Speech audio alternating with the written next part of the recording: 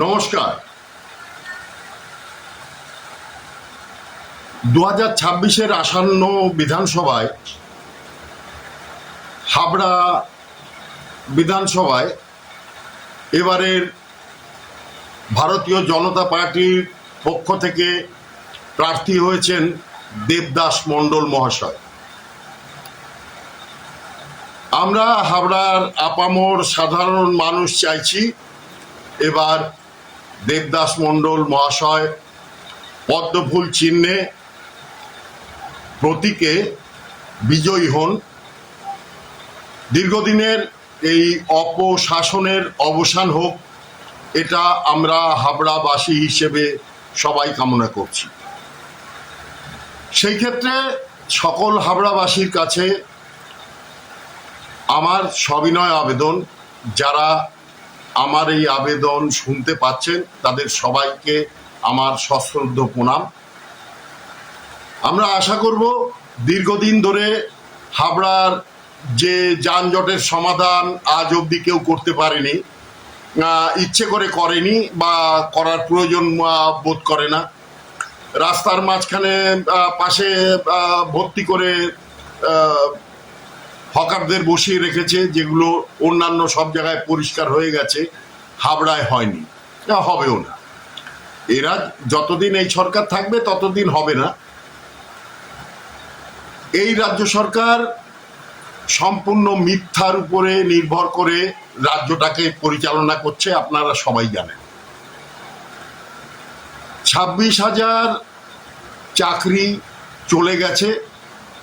এরা শুধু অভিনয় করেছে, বরং যারা টাকা দিয়ে চাকরি নিয়েছিল তাদের পক্ষ হয়ে আপনার আমার ট্যাক্সের টাকা দিয়ে কেন্দ্রীয় সুপ্রিম কোর্টে লক্ষ লক্ষ টাকা খরচ করে কপিল সিব্বাল, অভিষেক মনু সিংভি, তারপরে আরো কয়েক ডজন উকিল লাগিয়েছিলেন, যারা প্রতারণা করে অর্থর বিনিময়ে চাকরি পেয়েছিল তাদের বাঁচানোর জন্য। যারা আপনার আমার ঘরের প্রকৃত শিক্ষিত যুবক যুবতী, আমাদের ভাই বোনেরা, তারা দীর্ঘদিন ধরে ফুটপাতে বসে আছে ঝড় জল বৃষ্টির মধ্যে, তাতে কারুর কিছু মাথা ব্যথা নেই। কারণ এরা চাকরি বিক্রি করেছিল 10 লাখ 15 লাখ করে টাকা নিয়ে, যেটা 75-25-এর ভাগে 25 ভাগের যে অংশ তার কিছুটা পাওয়া গেছিল পার্থ চট্টোপাধ্যায়ের বান্ধবীর ফ্ল্যাটে খাটের নিচে থেকে, প্রায় 50 কোটি টাকার উপরে, যেটা শুনেছি। মানিক বাবু, তারপরে কি আরো কতজন, অত নামও তো, এত চোর যে সবার নামও মনে রাখা সম্ভব না। তো এই চোরজবৃত্তি চলছে, ইট বালি কাঠ পাথর গরু ছাগল ভেড়া কিছু বাদ নেই, সবই বিক্রি হচ্ছে, সবই পাচার হচ্ছে, সবকিছুই হচ্ছে। যে চোর তাকে বাঘ বানিয়ে প্রচার করা হচ্ছে অনুব্রত মণ্ডল বাঘ। যে ফোনে সরকারি উর্দিধারী পুলিশ প্রশাসককে মা বোন তুলে গালাগালি দেয়, তার স্ত্রীকে অসম্মানজনক মন্তব্য করে অপমান করে, তারপরেও এই চটি চাটা পুলিশের কোনো, কি বলবো, কোনো অনুভূতি নেই। ওই যে একটা কথা প্রচলিত আছে না বাংলায়, বাবু বলেছেন ড্যাশ ড্যাশ ভাই, আনন্দের আর সীমা নাই। তো এদেরও সেই অবস্থা। আমাদের হাবড়ার যিনি এবার এই আঞ্চলিক একটা অসংগঠিত একটা রাজনৈতিক দলের যে প্রার্থী, তিনি একসময় খাদ্যমন্ত্রী ছিলেন, তখন চাল গম আটা রেশন ব্যাপক চুরি হয়েছে, উনি 14 মাস জেলও খেটেছে। এখন তো আবার তার যৌন জীবন নিয়েও কেচ্ছা শুনছি, এই অনলাইনে ভিডিওতেই দেখছি। যাই হোক, এইসব ব্যক্তিগত বিষয় নিয়ে কথা বলার প্রয়োজন নেই। আমি আপনাদের কাছে অনুরোধ করছি, এবার ভারতীয় জনতা পার্টির হাবড়া কেন্দ্রের প্রার্থী, ওনাকে আপনারা দেবদাস মণ্ডল মহাশয়কে পদ্মফুল চিহ্নে 4 নম্বরে বোতাম টিপে বিজয়ী করুন। আগামী দিনে আমরা যেন যে কেন্দ্রীয় সুযোগ সুবিধা সেগুলো পাই। আজকে যারা মহিলারা, মা বোনেরা যারা লক্ষ্মীর ভাণ্ডার পাচ্ছেন 1,500 টাকা, বিজেপি যদি সরকার গঠন করে তাহলে আপনারা পাবেন 3,000 টাকা। যে যুবক ভাইয়েরা বেকার ভাতার জন্যে দীর্ঘ লাইন দিয়ে ফর্ম ফিল আপ করেছেন, কয়েকজনই মাত্র পেয়েছেন, বাকি কেউ পায়নি। তারাও ওই সম পরিমাণ টাকা বেকার ভাতা পাবেন যতদিন তারা চাকরি না পাচ্ছেন।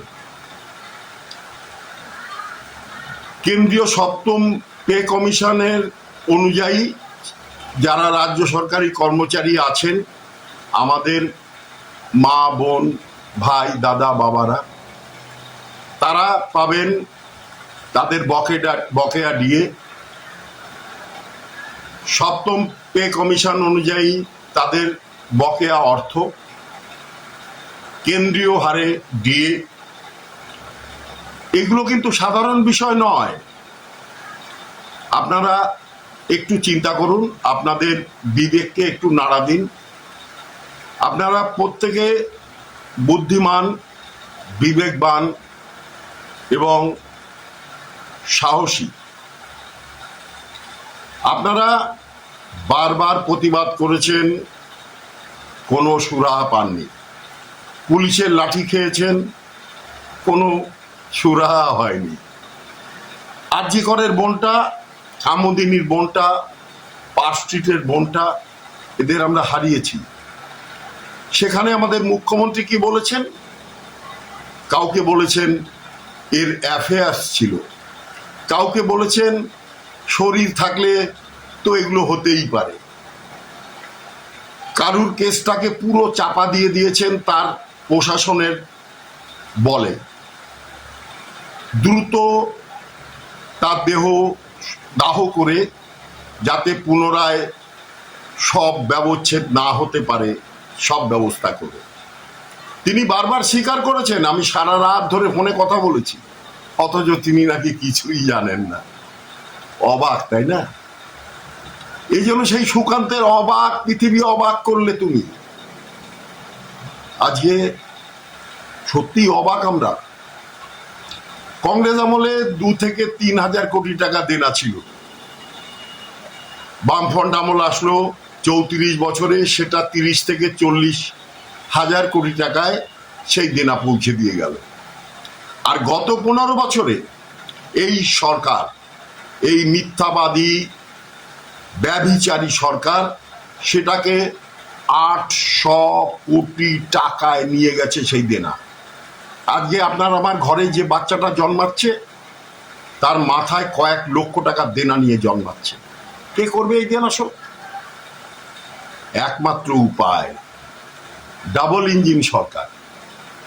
দিল্লিতে যে আছে, কেন্দ্র সরকারের সাথে তাল মিলিয়ে যদি আমরা চলতে পারি, আমাদের এই সরকার যদি কেন্দ্র সরকারের সাথে সহযোগিতা করে, তবে ছাড় দিয়ে বা অন্যান্য সুযোগ সুবিধা নিয়ে আমরা আবার নিজেদের সামলে নিতে পারবো।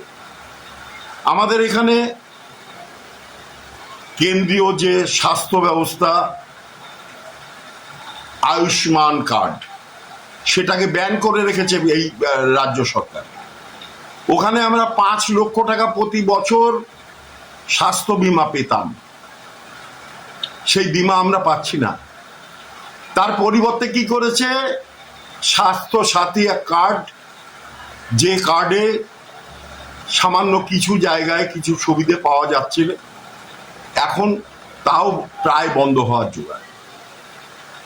প্রতারণার যত রকম পদ্ধতি সব এই রাজ্য সরকার প্রয়োগ করেছে আপনার আমার মতন সাধারণ মানুষের উপরে। আপনার বিবেককে জিজ্ঞেস করুন। আজকে আন্দোলনকারী ডাক্তারেরা, আন্দোলনকারী যুবকরা, শিক্ষিত যুবক, তারা কেন পুলিশের মার খাবে? তাদের বেধড়ক পেটানো হচ্ছে রাস্তায় ফেলে। ভোটে সন্ত্রাস করা হচ্ছে, ভোট পরবর্তী সন্ত্রাস হচ্ছে, মারা যাচ্ছে কে? আপনার আমার ঘরের ভাইরা। আর এরা শীত তাপ নিয়ন্ত্রিত কাঁচে ঘেরা ঘরে বসে উস্কে দিচ্ছে নির্দিষ্ট কোনো সম্প্রদায়কে।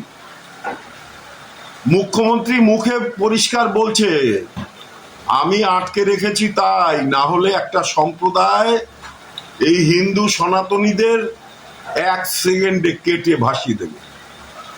কেন? আমরা মানুষ নই? আমাদের বাঁচার অধিকার নেই? আমাদের অধিকার, ভোট অধিকার, সেটা প্রয়োগ করুন এবার।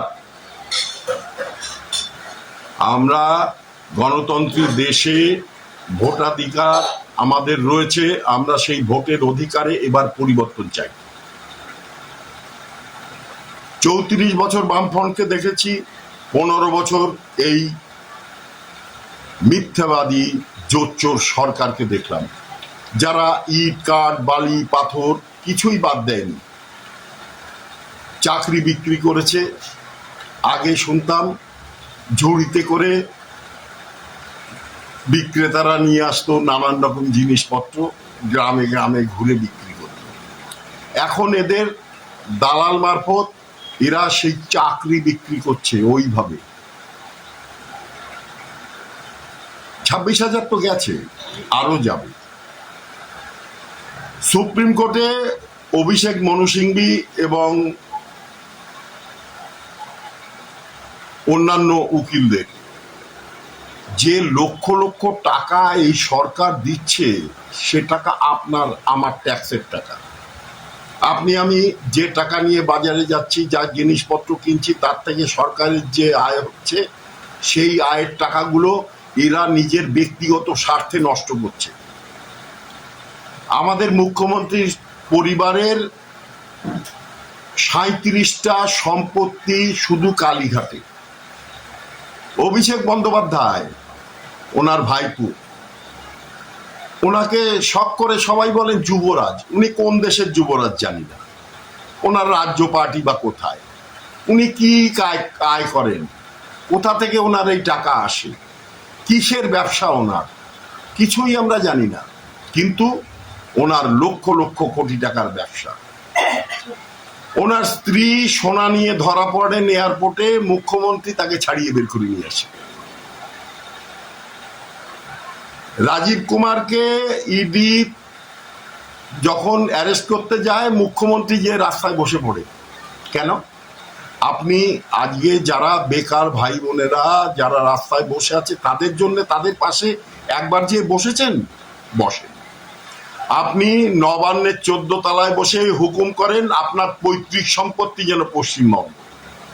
ওনাকে বুঝিয়ে দেওয়ার প্রয়োজন এসেছে, ওনাকে বুঝিয়ে দেওয়ার দরকার আছে যে এটা আপনার পৈতৃক সম্পত্তি নয়। উনি আনছান ছবি এঁকে উল্টো পাল্টা আবোল তাবোল লিখে, তার থেকে নাকি যে রয়্যালিটি পান সেটা নাকি বিশাল অঙ্কের, উনি নাকি মাইনেই নেন না। আপনি পড়েছেন ওই হাম্বা হাম্বা গাম্বা গাম্বা কাম্বা কাম্বা, এটা কোনো লেখা? আপনি নতুন যে লিখতে শিখেছে তাকে বলবেন সে হচ্ছে ভালো লিখবে। ওনার যে ছবি 1,90,00,000 টাকায় বিক্রি হয়েছিল, সে ছবিটা দেখেছেন? আমার তো মনে হয় না আপনার পায়খানাতেও ওই রকম ধরনের ছবি রাখবে। উনি নাকি বিদেশে যে কঙ্গো বাজান, ঢোল বাজান, পিয়ানো বাজান, ওনার কাছে নাকি আমাদের গীতশ্রী সন্ধ্যা মুখোপাধ্যায় নাকি ওনার থেকে গান শুনে ওনাকে বলতো যে তুই গান গেয়ে শোনা, তারপরে আমি গাইবো। এর চেয়ে কত বড় মূর্খামি হতে পারে? আপনারা সব বটবাদ মানে সহজেই হজম করে নিচ্ছেন। আপনাদের এত হজম শক্তি, আপনারা তো লোহাও হজম করে ফেলবেন। এবার আপনাদেরও হজম করে ফেলবে যদি এই সরকার আবার ফিরে আসে। আপনার আমার ঘরে কোনো মা বোন থাকবে না, আর আপনার আমার ওই শেখ মোহাম্মদ এইসব নাম দিয়ে নাম রাখতে হবে। তার যে দুধেল গাই, তারা আপনার আমার সবকিছু ছিনিয়ে নেবে, কেউ আটকাতে পারবে না। পেরেছেন আটকাতে? আমরা যাদের বুদ্ধিজীবী বলি, এদের কত জীবী বুদ্ধি জানি না, এরা তোষামত করে কিছু সুবিধে নিয়ে আজকে দেখুন চুপচাপ বসে আছে। এদের বিবেক বলে কিছু নেই। আমার কথা শুনতে হবে না, আপনি আপনার বিবেককে জিজ্ঞাসা করুন, আপনার বিবেক কি বলছে। একজন মুখ্যমন্ত্রী, ভারতবর্ষের রাষ্ট্রপতি যে দ্রৌপদী মুর্মু মহাশয়া, তাকে অপমান করতে ছাড়ে না। ওই যে কচু বনে লাথি খেয়ে পড়ে গেছিল, কি যেন, ও আবার বড় বড় লেকচার মারে। আর কত সহ্য করবেন? অবাক, অবাক পৃথিবী। তার চেয়েও অবাক আপনাদের ব্যবহার। তবে আগামী দিনে বোরখা পরার জন্য প্রস্তুত থাকুন মা বোনেরা। আর যারা পুরুষ আছেন তারা নামের আগে শেখ মোহাম্মদ যুক্ত করতে প্রস্তুত থাকুন। এই পিসি আর ভাইপো মিলে রাজ্যটাকে তো মোটামুটি শ্মশানে পরিণত করেছে। এবার আপনাদের আমার সবার সব দাহটা বাকি আছে। এই নির্বাচনে যদি এরা মোটামুটি সিটও পায়, তাহলেও আপনাদের শেষ করে দেবে, একদম নিশ্চিন্তে লিখে রাখুন। তাই বলছি, দিকে দিকে সারা পশ্চিমবঙ্গে পদ্মফুল চিহ্নে ছাপ দিয়ে ভারতের সবচেয়ে বড় রাজনৈতিক দল ভারতীয় জনতা পার্টিকে আনুন। 5 বছর এদের সময় দিন, দেখুন এরা এদের সংকল্প অনুযায়ী এরা পালন করছে কিনা। এরা যে বলেছে লক্ষ্মীর ভান্ডার 3000 করবে, যুবকদের যুবতীদের বেকার ভাতা 5000 টাকা করবে, যারা মেয়েরা উচ্চশিক্ষা নেবে তাদের 50,000 এককালীন দেবে, আমাদের আয়ুষ্মান কার্ড সবাই পাবো আমরা, উত্তরবঙ্গে আর একটা এইমস তৈরি হবে, দুর্গাপুর ডানকুনি এগুলোতে ইন্ডাস্ট্রিয়াল হাব হবে, গুজরাট, মহারাষ্ট্র এদের মতন, হায়দ্রাবাদের মতন আমরাও এগিয়ে যাব। আমাদের ঘরের ছেলেদের ঘর ছেড়ে হায়দ্রাবাদ, গুজরাট, মহারাষ্ট্র, বিহার, ঝাড়খণ্ডে যেতে হবে না সংসার চালানোর পয়সা আয় করার জন্য। আমরা পশ্চিমবঙ্গে থেকে নিজেদের পরিশ্রম দিয়ে আমরা আয় করব, সংসার চালাবো। আমাদের ভাতা চাই না। এই বাঙালি ভারতকে পথ দেখিয়েছে। আর আজকে আপনি বাংলার বাইরে যান, প্রতিটা রাজ্যের মানুষ যদি শোনে আপনি পশ্চিমবঙ্গের বাঙালি, বলবে ছি छोड़ दो, तुम लोग बुर्बक हो, गद्दार हो, देश के साथ गद्दारी कर रहे हो। আমাদের এই রাজ্য সরকার সীমান্তে কাঁটাতারের বেড়া দেওয়ার জায়গা জমি দিচ্ছে না, অথচ কেন্দ্র থেকে তাদের ওই যে টাকাটা পাওয়ার কথা সেটা পেয়ে গেছে।